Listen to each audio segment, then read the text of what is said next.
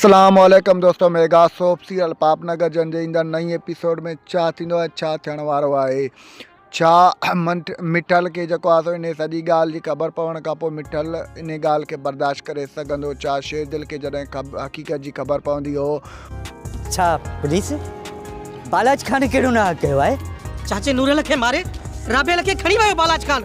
न बालाज खान मल्हार जी शादी हुई ऐं ही तॾो ॿुधा त ही सभु कुझु छा आहे सब कुछ। चाचा मिठल इन खां पहिरियां जो शेर दिल जी ये दिल फाटी पवे, ॿुधायो त ही सभु कुझु छा आहे।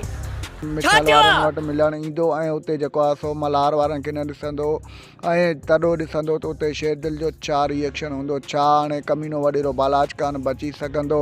दोस्तों ड्रामे में तमामु घणा इंट्रस्टिंग मोड़ अची विया आहिनि। इन जी सॼी तफ़सीलात ॼाणण खां पहिरियां जेकॾहिं अव्हां असांजे यूट्यूब चैनल ते नवां आहियो त महिरबानी करे असांजे यूट्यूब चैनल खे सब्सक्राइब करे घंटी जे बटन ते प्रेस करे नोटिफिकेशन ऑल करे छॾींदा, जीअं हाणे ईंदा नई नोटिफिकेशन सभु खां पहिरियां अव्हां ॿाहिरनि ताईं बावक़्तनि पहुची सघे। दोस्तों सब्सक्राइब ज़रूरु कंदा, छो जो अव्हांजो सब्सक्राइब करण सां को बैलेंस कोन थो किरे। बहरहाल असांजी काफ़ी हौसला अफ़ज़ाई वधंदी आहे ऐं पंहिंजो शहर जो नालो कमेंट सेक्शन में ज़रूरु ॿुधाईंदा।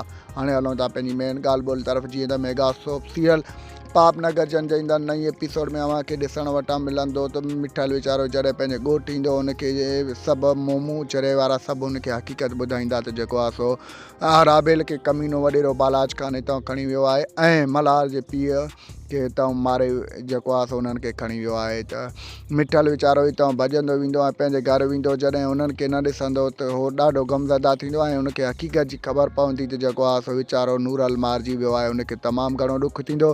होॾां ॿिए तरफ़ तव्हांखे ॾिसण वटां मिलंदो त शेरदिल जॾहिं मल्हार जी शादी में ईंदो त उनखे जॾहिं तॾो ॾिसण में ईंदो त उहो तमामु घणो ग़मज़दा थी वेंदो, तमामु घणो परेशान थी वेंदो ऐं उहो मिठल खे चवंदो त चाचा मिठल मूंखे ॿुधा त छा थी रहियो आहे। अॼु त जेको आहे सो मल्हार जी शादी हुई पर इहे शादी ग़म में कीअं बदिलजी वई। चाचा तूं मूंखे ॿुधाए नथो किथे ग़म में मुंहिंजी दिलि न फाटी पए। महिरबानी करे मूंखे तमामु जल्द इहा ॻाल्हि ॿुधाए त आख़िर मसइलो छा आहे। तव्हांखे ॾिसण वटां मिलंदो त मिठल सॼी हक़ीक़त हुनखे ॿुधाईंदो, चवंदो जेको आहे सो वॾेरो बालाज खान कमीनो शख़्स राबेल वीचारी खे अगवा करे खणी वियो आहे ऐं नूरे खे जेको आहे सो मारे वियो आहे। हाणे ॾिसण इहो दिलचस्प थियण वारो आहे छा शेरदिल जो रिएक्शन छा हूंदो। गुलाब शेरदिल ऐं गमदिल वारा सभु गॾिजी करे वॾेरे बालाज खान जो कमु तमामु कंदा या जेको आहे सो मल्हार खे जेल मां आज़ादु कराए सघंदा या न। इहो ॾिसणु तमामु घणो दिलचस्प थियण वारो आहे।